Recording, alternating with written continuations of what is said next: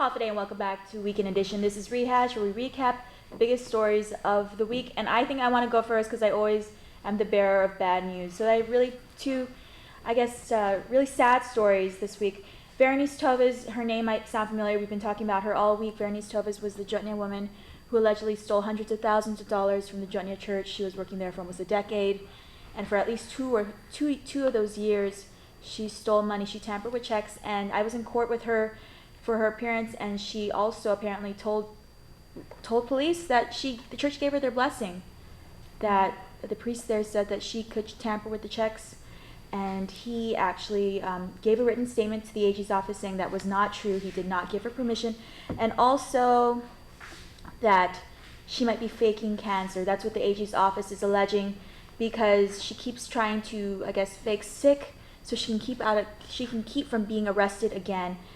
And so more on that in the next few months as she goes through the judicial process. And also, it was a really sad story, a tearjerker actually for some people.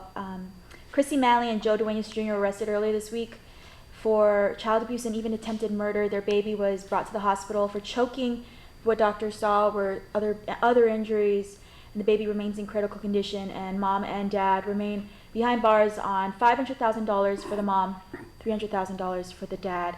Again, prayers out to this baby, and a lot of people were asking me how we could help the baby.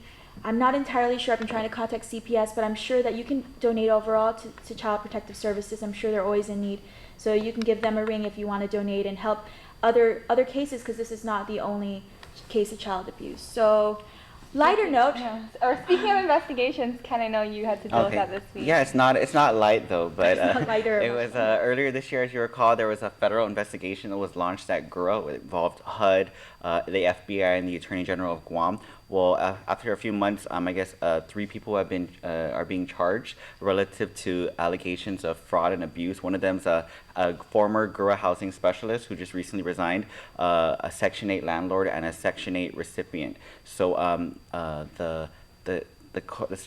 they were charged for like 12 different charges. I think one of them was like accepting bribes, and even the people who were giving the bribes, one of them was being charged, and the landlord for, I guess, like trying to fix a tax case. But while we wait for them to be like arraigned and or their hearing, the GURA is actually doing these ethics workshops, to train all of its staff, from the board, the senior managers, to the other housing specialists, the Section 8 people, just to teach them how to prevent and detect abuse and fraud and all this stuff. And they said that the FBI and the HUD people, they're coming back again to continue the investigation, because they deal with so many thousands of families. It's a service they're supposed to give to them, and they don't want this to end up with a lot of corruption and everything like that. Well, I've got something light.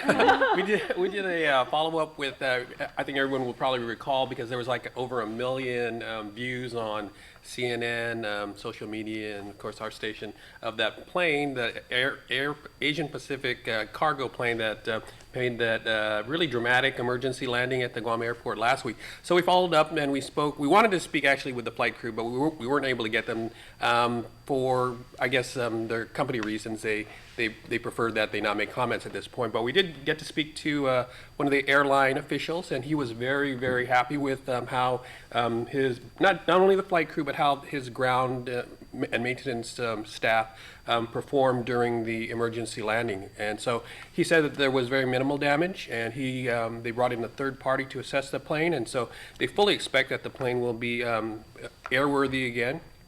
And they're still waiting for the full report from the National Transportation Safety Board. So all's well that ends well. No one was hurt, and it provided some very dramatic moments. And so hopefully that plane will be back in the air soon, according to the airline officials. Okay, and from airplanes to boats, Issa got to tour a very nice boat this week. So it was a 50-foot sailboat, kind of like a yacht. It was really cool. They're called the Sherman family. It's a Sherman expedition. So they originated out of Brazil in 2014. It's a 2-year expedition around the world. So they're navigating the globe, and they're following the book 1421, which is titled "The Year the Chinese Discovered the World." So they just kind of follow the path that crew went to try to just verify what they experienced. It's really cool. They create television shows for people in Brazil. They also work with universities to teach children or teach students there what they experience as they travel around the world. So it was so cool. cool. The family was really nice. It's actually one of my dreams to Yeah. travel. Where do we around the sign world. up? And That's I know. that's a great, I was like, you guys need any extra Great crew gig. members? But don't tell Ken because he gets seasickness. Or one of us gets seasickness, I know. But if you have any stories you'd like us to cover, email us at reporters@KUAM.com.